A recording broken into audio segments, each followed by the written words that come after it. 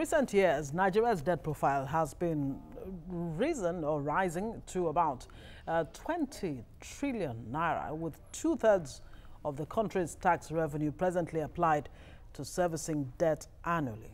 Now, in 2006, Nigeria obtained a debt pardon from her foreign creditors that saw the country's external and domestic debt stock drop below $3 billion and 1 trillion naira respectively. Now, latest data from the National Bureau of Statistics disturbingly indicates that the federal government has already chalked up more than $15 billion in foreign debt and 14 trillion naira in domestic debt as at June 30, 2017. Now, these figures are expected to go even higher by the end of 2017, given the federal government's recent loan request of 5.5 billion naira. So what this means is that larger sums of money will be spent on servicing debt in the coming years. Little wonder the proposed figure for debt servicing in the 2018 appropriation bill is 2.01 trillion naira, a much higher sum than in 2016 and 2017. Let's give you a brief background of Nigeria's debt profile and help you break down the figures. In 2006, Nigeria obtained a debt pardon from her foreign creditors that saw about 60% of her $30 billion debt stock written off. And after that debt relief, Nigeria's foreign and domestic debt dropped to about $3 billion and 1 trillion naira respectively. Yeah, certainly. And one would have expected that after that debt pardon, successive governments would cut down on spending and block leakages. But that wasn't the case. 11 years after, data from the National Bureau of Statistics, like we're showing you, said that Nigeria's debt stock has disturbingly risen to 20 trillion naira. That's about $56 billion. Now, of the total debt stock of 20 trillion naira that we're talking about, foreign debt stands at $15 billion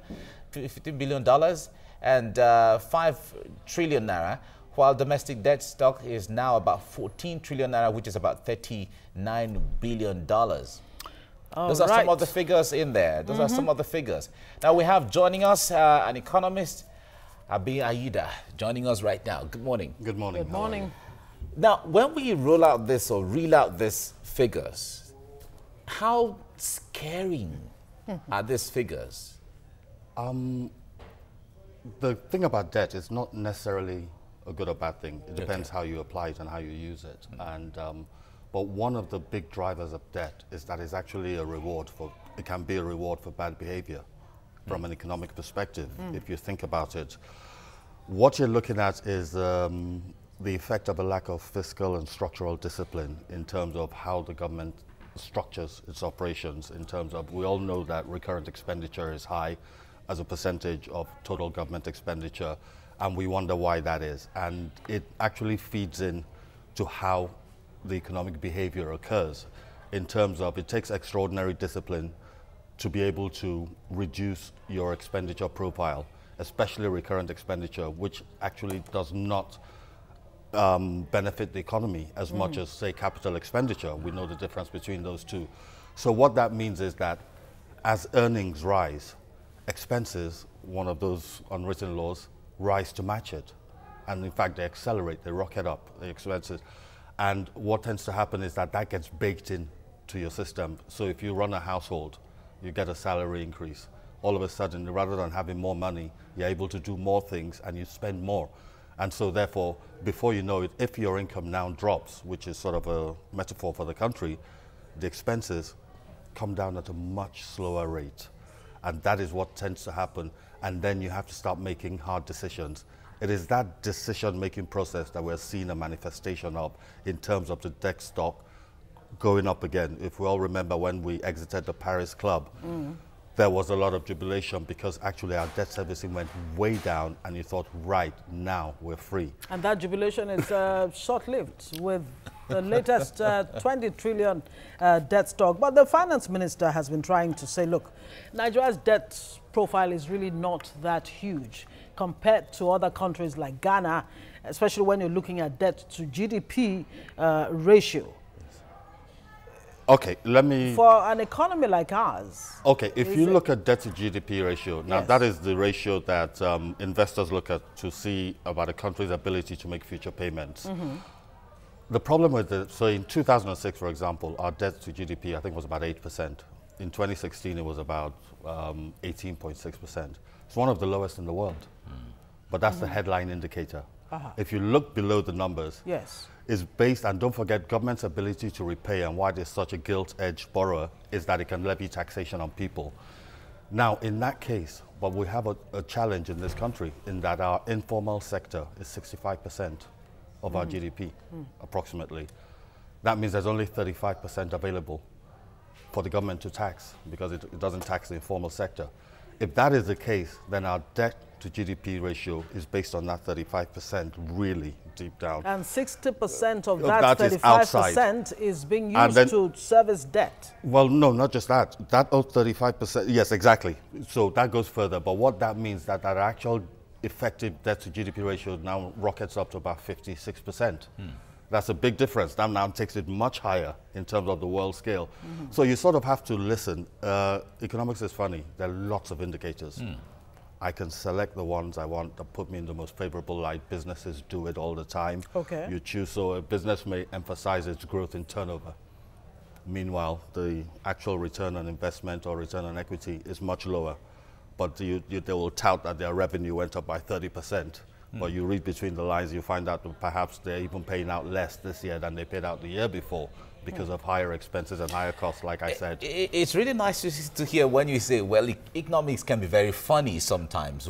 Just when you think this is the right way to go, it may turn out not to be like that. Now, we have seen the records, we've seen the reports where the foreign reserve of Nigeria keeps increasing and keeps accumulating, which is good for the economy one way or the other. But as the debt profile increases, it is also not good for the economy. So one would say, if you're accumulating reserves, why don't you translate that to paying part of your debt? What would be the implication of that? Your foreign reserve is one of the indicators that's used to look at the actual fundamentally sound health of the economy. And it's important that you show the ability that you're able to meet your import bills, the usual indicators of up to 6 months. I think it's now gone up to about 11 months. So for your terms of trade and things like that. But here's the thing. I think you need to look at it from a structural perspective. The fact that you are actually running your government or running the country on debt, then what that does is it reinforces and crystallizes some of these bad behaviors I'm talking about. What that does is that it makes it very difficult to be fiscally disciplined. And in that regard, that is why you see that expenses are so difficult, because they require political decisions and you need to have political will in addition. So we're in a situation where we all know the anecdotes of that the government effectively is spending 90% of its money on only 1 or 2 million people in the country and all of that, and what about the rest? So there's very little wiggle room for that. The debt tends to creep up, one, and the government will always tell you that we're borrowing, the latest $5.5 billion, we're borrowing for capital expenditure and everything.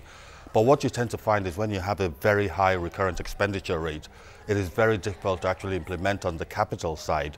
So that makes it very challenging. So one of the things you find is that there's not that much room.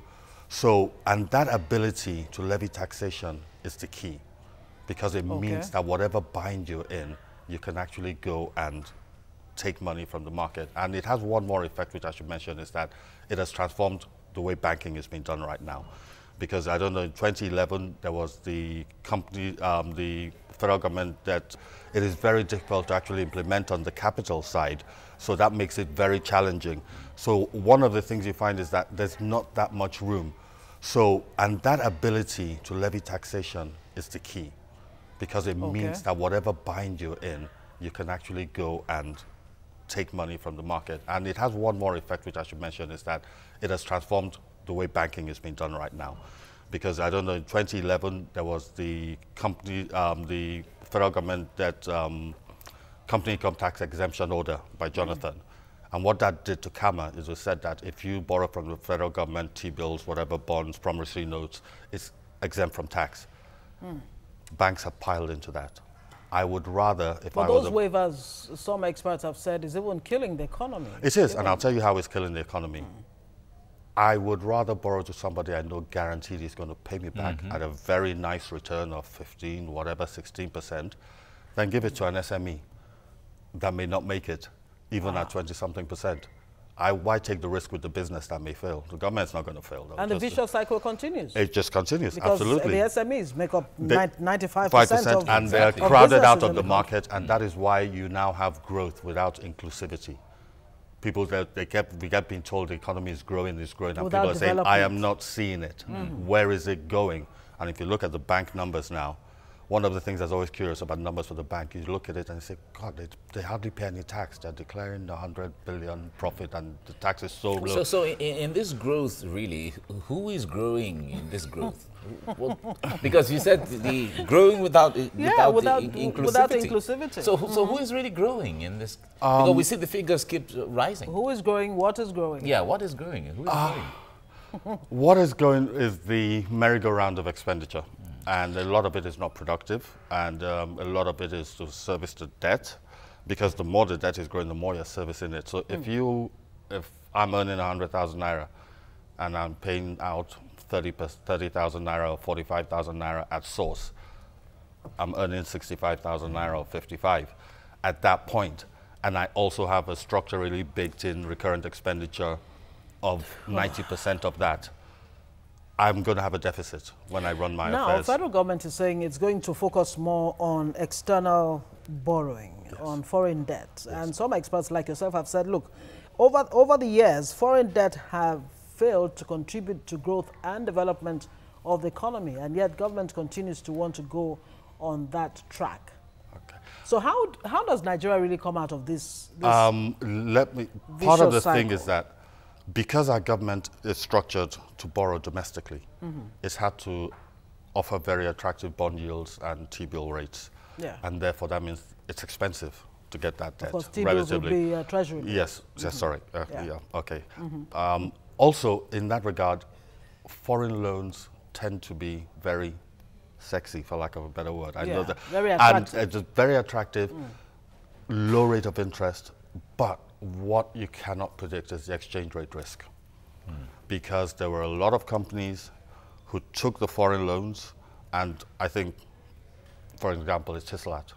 That's exactly what put them in a bind. Out of the country now. And that creates pressure, one, for dollar repayments. So that includes so it ramps up the demand for dollars.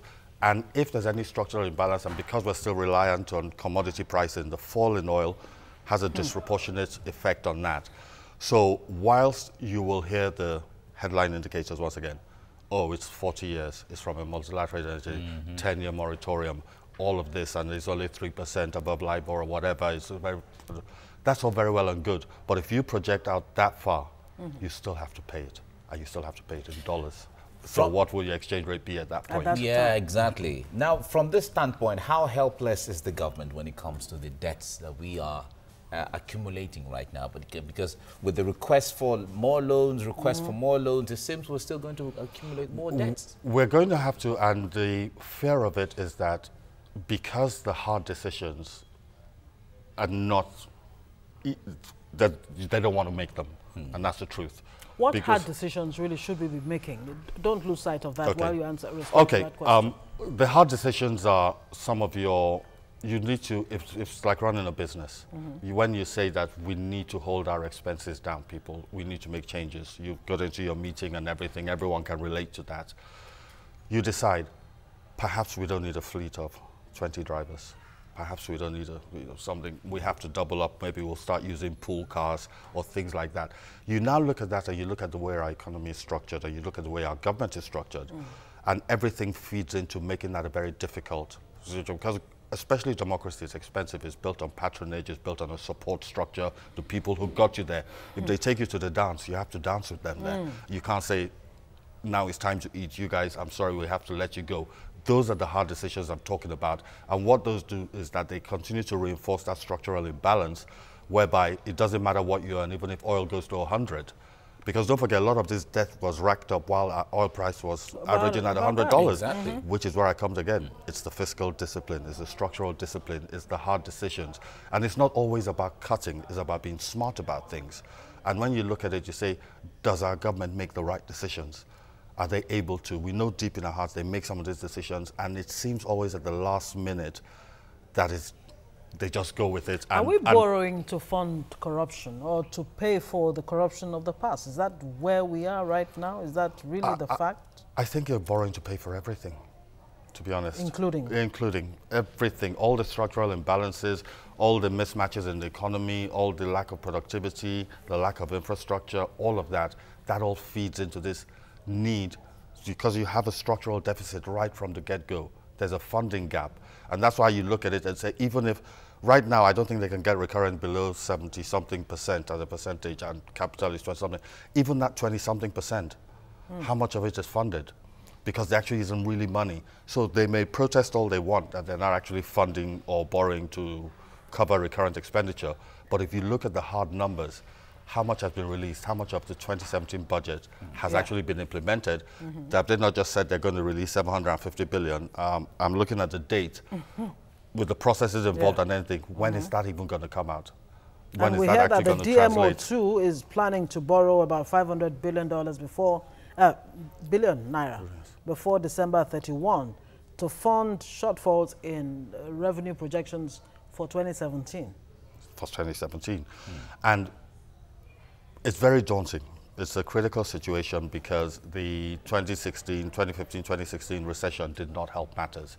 And the truth is that even the devaluation was held much longer than it needed to be held. It contributed to this.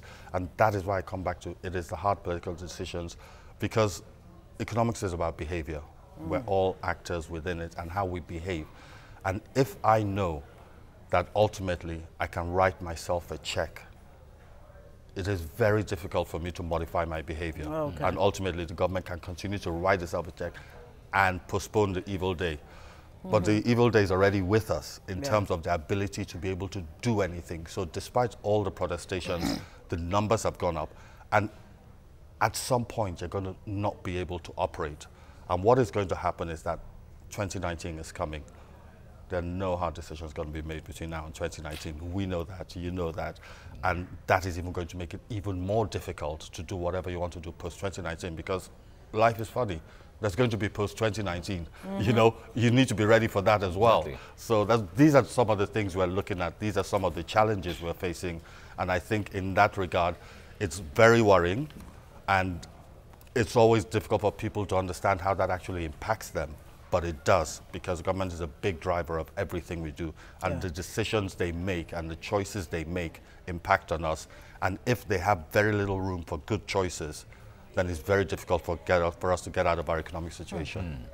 Now, the tax amnesty, the VADES by government has raked in about 73 billion naira so far from the reports we got. And a lot of analysts have said that, like you just said, that the government is not taking the critical decisions enough. They're looking for money. Bonds is always easier to issue out bonds and treasury bills and so on and so forth. But when it comes to bringing in the taxes, you know, ensuring that more companies, more individuals, bring them in, drag them into the tax net and all of that, is that too much of a critical decision to make? It's a challenging decision to make, because one of the things is you have to establish the relationship that your taxes are being used prudently.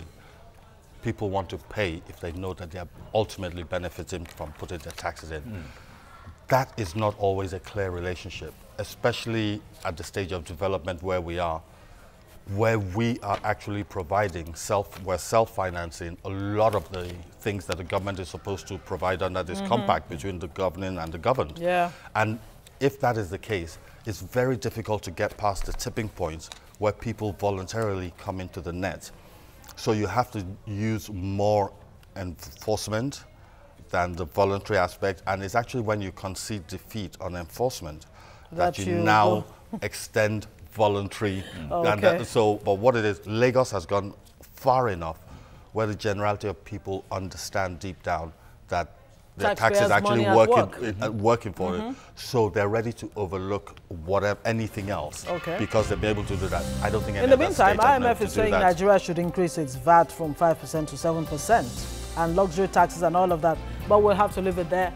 Abi Ayida, thank you so much for joining us on TVC Breakfast this morning. Thank you for having me.